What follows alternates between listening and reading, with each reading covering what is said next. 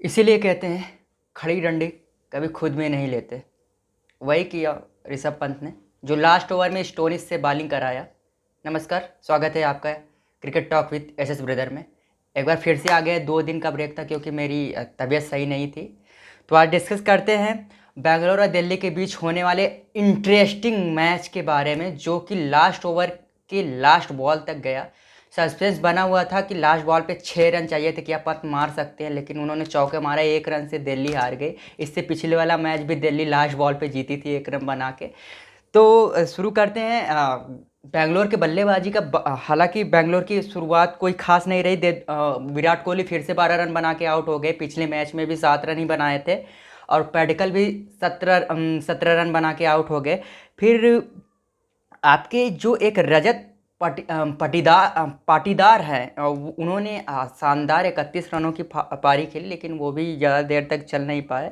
उन्होंने अक्षर पटेल के बॉल पे स्टीवन स्मिथ को कैच थमा दिए। मैक्सवेल भी फिर आज 25 रन बनाए। लगता है 25 का पहाड़ा पड़ के आता है। मैक्सवेल पिछले मैच भी 25 रन बना के आउट हो गए थे। आज के मैच में भी उन्होंने 25 रन ही बनाए।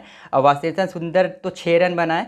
लेकिन ए बी डिविलियर्स, भाई उनके बारे में क्या ही कहें। एवी डिविलियर जब तक हैं तब तक आरसीबी कोई मैच हार नहीं सकती। जिस तरह से लास्ट ओवर ने अच्छे से पेला है स्टोनिस को, वो जो लास्ट ओवर है वही सारा मैच बदल दिया।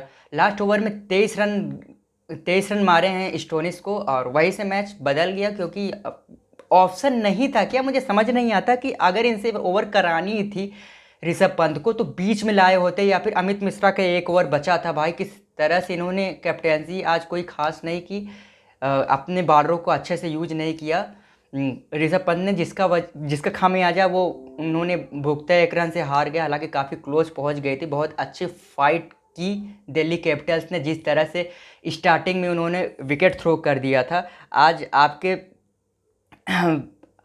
ये जो आपकी ओपनर है शिखर धवन भी कुछ कर नहीं पाए। काफ़ी उम्मीद थी भाई शिखर धवन से कि लंबा है, लंबा रन चाहिए। 172 रन श्री नरेंद्र मोदी स्टेडियम में 172 180 एक अच्छे रन माने जाते हैं। लेकिन शुरुआत अच्छी नहीं रही। 6 रन बना के धवन आउट हो गए जेमैसन के बॉल पे।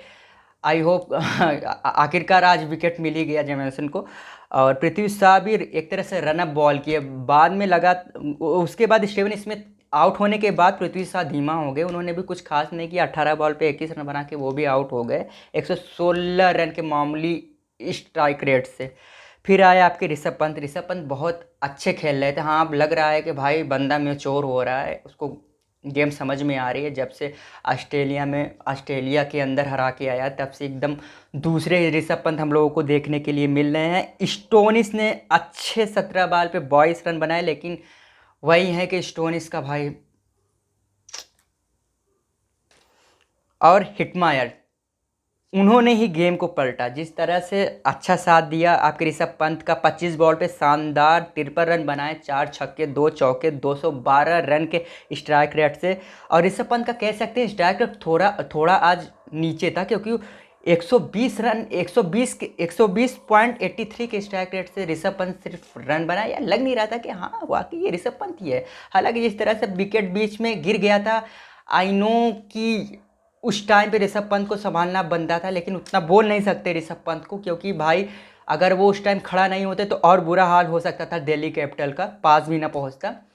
और काश अगर ऋषभ पंत बीच में स्टोनिस का ओवर करा देते तो ये हालत नहीं होती। और अमित मिश्रा का वो 1 ओवर मैं बोल रहा हूँ, वो 1 ओवर इन लोगों के लिए पॉइजन हो गया। क्योंकि 1 ओवर अमित मिश्रा का रखना ये काफ़ी घातक हुआ दिल्ली कैपिटल के लिए। और कल का मैच तो आपको पता ही होगा। कल का मैच भाई, मेरा कल तबीयत भी ठीक नहीं था और अच्छा हुआ।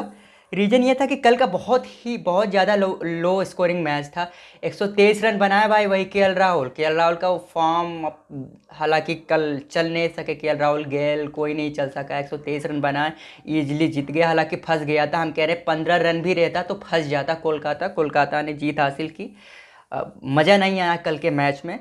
और चलिए और कुछ बातें करते हैं भाई। ऑस्ट्रेलिया के 4 प्लेयर ऐसे हैं, माफ़ कीजिएगा 3 प्लेयर ऐसे हैं जो कि चले गए हैं। एक तो आपके रिचर्डसन हो गए और केन रिचर्डसन हो गए और एडम जंपा हो गए। वो लोग बोल रहे हैं कि ऑस्ट्रेलिया में फ़्लाइट की कोई दिक्कत हो, शायद ऑस्ट्रेलिया ने रोक लगा दिया है इंडिया से आने जाने वाले फ़्लाइटों पे, जो कि दिक्कत हो रही है आने जाने वाले लोगों को। हो सकता है कि आने वाले टाइम में और भी ज़्यादा प्लेयर, जैसे हमारे यहाँ से लोग पलायन कर रहे थे जब लॉकडाउन लगा था और लॉकडाउन लगने वाला था, वही हाल अभी इस चीज़ का है कि काफ़ी प्लेयर जा रहे हैं। आई होप कि हम लोगों का अब कोई ना जाए, हम लोगों का आईपीएल सही से ख़त्म हो, हम लोगों को एंटरटेन देखने को मिल रहा है यार।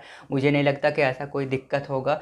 और हालांकि आपके क्रिसलिन बोले हैं कि 10% ऑस्ट्रेलिया बोर्ड लेता है, तो उनको एक स्पेशली फ़्लाइट करनी चाहिए प्लेयर के लिए, जहाँ तक की बात उनका कहना सही भी है।